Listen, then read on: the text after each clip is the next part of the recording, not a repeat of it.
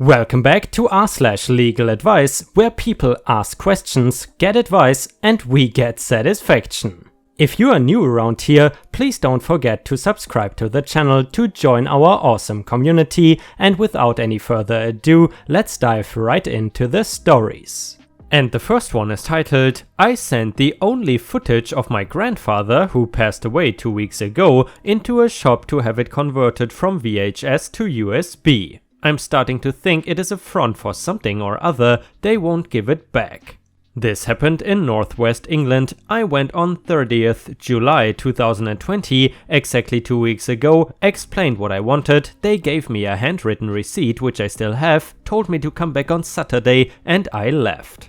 I went back on the Saturday at 15 o'clock, but they were just locking up, so they told me to come back on Tuesday. I went back on Tuesday morning around 10 o'clock, but it was closed, and again around 12:30, but it was closed again. I also went the day after at around 13 o'clock, but it was closed a third time. In between then and now, I look to see if it has any online presence. It doesn't have a website, but it comes up when you Google it, and it currently has 3 reviews, all 1 star, and all explaining in great detail how they damaged/lost/explicitly threw away items that had been sent in for repair.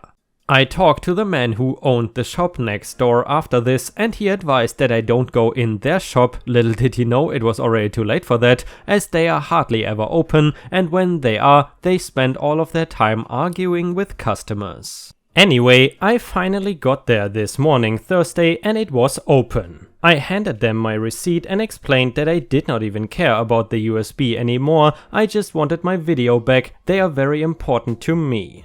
They insisted they didn't have it because it was in the lab, whatever that means, and told me to come back on Friday. Everything about it is suspicious, it does not have any obvious opening or closing times, they just seem to open if and when they want to, which is rarely. I am worried that they have damaged and or lost my video and simply are not telling me. It has great sentimental value to me and I just want it back.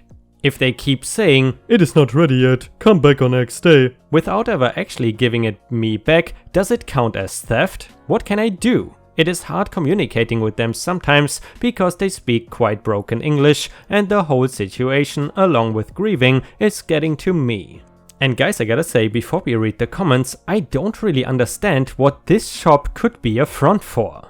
I mean, what is the point of stealing people's VHS tapes? I did not really get that, to be honest, but if you have any idea, please feel free to share with us in the comments. And a person in the comments said this. Firstly, I am very sorry for your loss and can only imagine how the loss of this irreplaceable footage is rubbing salt into the wounds. Secondly, the Consumer Rights Act 2015 says that services must be provided with care and skill. I would focus on this and getting a resolution to your problem, rather than what else the premises may or may not be used for. Citizens Advice have provided a very helpful guide to solving an ongoing consumer problem. It can be found here. And the next one is an update to the VHS tape story. Last time I went in, they told me it still was not ready and to come back on Friday, yesterday, and so I went back, but it was unsurprisingly closed. I went today, Saturday, this time with my mom as my backup. We told the woman behind the counter that we wanted our VHS back. She still tried to insist that it was not ready and that she could not give it back. We mentioned that this was the 7th time we had been now, each time being assured it would be ready, and, paraphrasing here, that this was the last straw. Eventually she gave in and got the tape for us. She had not even begun to get it converted, whether that was by sending it off or otherwise, it was still in the back room they had. We even got our money back. So, no USB, but we do have the VHS back, which is a relief. Thank you to everyone who offered advice and even offered to convert the footage for us. You are all very kind. We are going to have to think about it and carefully evaluate what to do next. You have all been wonderful. Thank you. And you know, Ripe Stars, speaking of VHS tapes, do you still sometimes use VHS tapes? You know, I remember in the not too distant past, I really enjoyed watching my old VHS tapes with Disney cartoons. Do you have any favorite cartoon or even Disney cartoon? Let us know in the comments. And I remember one of my favorites it is called Tailspin in English, but in German it was actually Baloo and his crew. You know, when you see these old shows on YouTube or something, it gives you really a nice feeling of nostalgia. And the next one is titled Boyfriend's Mom Threatening to Call the Cops Over My Drug Abuse, but I don't even use any drugs. And the drug in question here is called heroin, but I'm not allowed to say that on YouTube. My boyfriend and I are both 19, but we still live with our respective parents. I work part-time and go to school. My boyfriend's mom is a huge helicopter parent and had always disapproved of her son dating on principle, but I never thought she had a problem with me as a person until now. She just called me threatening to call the police and have me committed to rehab due to the track marks on my arm. But I don't do any bad drugs or any other drug for that matter. I don't even drink alcohol ever. What she is calling track marks are really patches of dry skin on my inner elbow. The patches appeared recently, probably because of the cold weather. I am not really worried about being arrested for dry skin, but she said that if I did not break up with my boyfriend, she would also tell my job and my college professors that I am a junkie. Is there anything I can do to protect myself here? And the user in the comment said, she is free to call the police and report her suspicions. If you are not a junkie and or not in possession of illegal drugs, nothing will happen. She does not have authority to have you placed in a rehab facility. And another person said, she cannot just call the police and have you committed to rehab. It is exceedingly difficult to force any grown adult, legally speaking, to do something they don't want to do. Even actual junkies don't get remanded to rehab that often. Also, police and EMS know what track marks look like. They know how people behave when they are under the influence. Even if she calls 911 on you, it should not be too hard to explain to them that you have dry skin and are in no way under the influence. Based on what you have posted here, I cannot see them taking you in for evaluation against your will, and if they do, a quick UA in the hospital will clear up the issue. And guys, please correct me if I'm wrong, but if this person is really threatening to essentially openly call OP a junkie, especially when talking to the professors or his superiors or whatever, then doesn't this fall under defamation laws? As far as I know, you can get in serious legal trouble for that. Update: boyfriend's mom threatening to call the cops over my alleged drug abuse. 6 months ago, I asked for advice on my boyfriend's crazy mom threatening to call the cops on me / have me committed to rehab because of dry patchy skin on my inner elbows that apparently looked like track marks. You guys advised me that she did not have the power to do anything to me legally, so that was a big relief. To take the pressure and scrutiny of our relationship, my boyfriend and I pretended to break up on social media, and my boyfriend told his mom he had dumped me to focus on school. She was pleased, we were seemingly off the hook, and we were able to continue to date fairly easily, her being in another state, albeit somewhat secretively, without risking her pulling his tuition out from under him. I wanted to provide an update since things have come to a very sad and tragic conclusion that no one anticipated. My boyfriend's mom died from an accidental fall last weekend. She was an older woman, late 50s, but we didn't think she was particularly fragile and were both surprised by what sounded like a fairly short fall being fatal. My boyfriend especially is dealing with some messy and complicated emotions, grieving both the mom he had and the mom he wished he had. I am doing my best to be supportive, but I am struggling a bit to be gutted by the death of someone who was only ever malicious towards me. Apparently, she had a considerable amount of money that she said in her will that she would be giving to her son, my boyfriend. I don't know all of the details yet, but I did not want to pry about finances at a time like this. But it is actually kind of awful because she never did find out we were still together, and I doubt she would have given my boyfriend the money if she knew. So even though I know it is horrible of her to be so manipulative with money, I still kind of feel like scum. I am also worried that her will has conditions in it that will make my boyfriend jump through hoops to get anything from the estate, including something stipulating that he won't get anything if he's with me, which I honestly would not be surprised if that was in there given what I know about her. So I don't really know what the future holds at the moment. It is still a shock that this has even happened. Too long didn't read. My boyfriend had a crazy overbearing helicopter mom who threatened to have me locked up for non-existent drug use. She just died in an accident and I kind of feel terrible just for existing right now.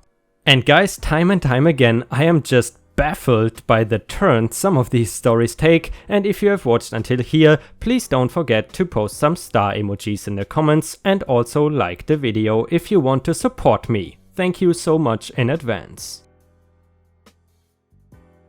New York State rental car had expired registration, what to do about ticket. I hit a deer with a rental car, and when I was getting the accident report, the cop discovered that the registration was expired. He could not write the accident report without giving me a ticket, so now I have a ticket for an unregistered motor vehicle. I got towed to Budget, where they said we will just pay it, and took the ticket. I asked them how I would know that the ticket was paid, and he was like, "We will just pay it. It's not in your name, it's on the car, so it does not matter to you." But on the ticket it says defendant OP with my address and my driver's license number. I don't know what he means by "we will just pay it." They will just plead guilty on my behalf? I know it's not a moving violation, so there won't be points on my license, but what are the other repercussions here? What if they don't pay it or pay it late? I've only got one other ticket in my entire life. The court date is in a couple of weeks, but it is pretty far from me, so it would be quite an expense to go and make sure it is taken care of. I don't want it on my record as a matter of principle, but I don't know if there are any real-world consequences to this. I saw this article with a similar situation. And a user in the comments said, "You really should get something in writing from Budget that says they promise to pay the ticket and release you from any liability." Another person said, "If you/Budget just pay this ticket, it will go on your record and possibly affect your future insurance rates. You should consider fighting the ticket in court and also demand that Budget cover your legal fees and expenses. They have a responsibility to provide vehicles with non-expired registrations. Hopefully your legal counsel can get the state to either drop the ticket or have it reissued against the car rental agency." And the next one is an update to the Budget rented me unregistered vehicle story. I posted in December looking for advice after getting a ticket for an unregistered vehicle that I rented from Budget/AVIS in New York. They removed my name from the ticket, which I confirmed by calling the court clerk with the ticket number. I also checked my driving record with the DMV. Most people said it would not affect my record, but I was not sure, so I paid the $7 for peace of mind. There was nothing, no refund. Actions taken: called Budget 4 times until given a case number, filed a complaint with the Better Business Bureau stating that my primary goal is getting the ticket out of my name and secondary goal is a refund. Called the town clerk. I have also taken a vow to never ever rent from them again. They were horrible throughout. This all happened after I hit a deer and they refused to send a tow truck until I signed up for another day's charges. I was in the middle of nowhere late at night with a totally inoperable vehicle. Then the police got there to take an accident report and I also got a ticket. The correspondence they sent me was completely incomprehensible. It is possible they were always planning on removing my name, but all the people I talked to were complete jerks who told me I should not have hit a deer if I didn't want a ticket instead of explaining the process. The last thing I got from them sent me off into a new tizzy because it was a copy of the ticket with my name on it, a note explaining the fee was late and would now cost $200 instead of $50, and a copy of a check they claimed was sent to pay it, nothing about the corporate substitution at all, which is all I care about. But like I said, I called the court and confirmed I am in fact removed from this situation. And guys, if you ask me, that definitely sounds like a company I would never rent a car from. Did you ever have any negative experiences when it comes to renting cars? Let us know in the comments. And the last one is not related to legal advice, but it is a little bonus story from our own subreddit, and it was posted by user thefoxtrot86, and it is titled "Friend pranked my grandpa with fake taxes in the 60s, my grandpa got even." This happened in the early to mid 60s or so, and when I heard it for the first time, I nearly fell over laughing. My grandpa was a really hard worker and family man. He drove something like an old Chevy Impala back then. Grandpa had a really close friend who had worked with him on many of his jobs over the years. And so this guy knew everything about him. He will be henceforth known as Fred. Then one day, Grandpa gets a phone call out of the blue on a weekend by someone saying they were from the IRS. This person knew all of his past work history in such meticulous detail and explained that Grandpa owed an extra $600 in unpaid taxes from over a 4-year span. Grandpa was understandably sweating bullets, as this was a lot of money back then, and asking how he could have missed something like that. Then Fred revealed it was him on the phone all along. He had placed a cloth over the phone receiver and spoke with an accent to disguise his voice. Grandpa was understandably upset, but laughed it off because my grandpa never really got mad back then. He got even. Back then, Grandpa was quite the prankster, and if anyone pranked him, he pranked them back twice as good. He knew just about as much about Fred as Fred knew about him. Fred liked to drive fast everywhere. I think he drove an old T-Bird or something. He was the cocky type person who acted like he always knew where the cops were and could slow down before they can tag him for speeding.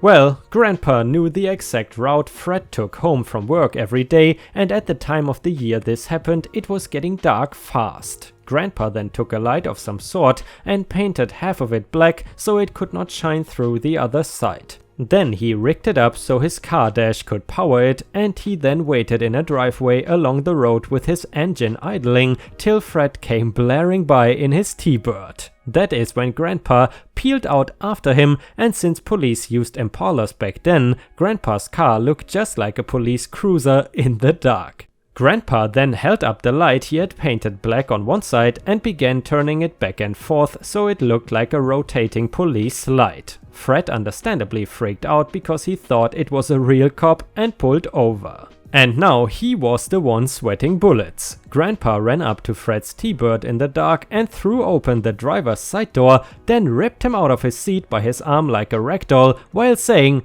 "I gotcha!" Fred was in such panic because he did not know what was happening so much that he was just laying on the ground imitating a goldfish for a minute before his heart finally settled down enough and he let out a loud gasp.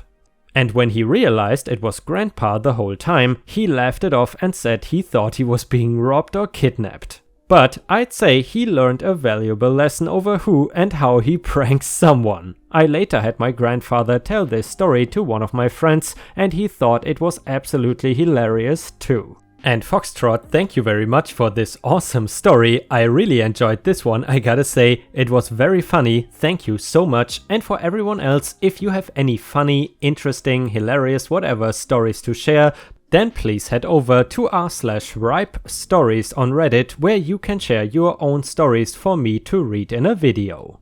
I always appreciate people who take the time to post stories on there, and I am very thankful.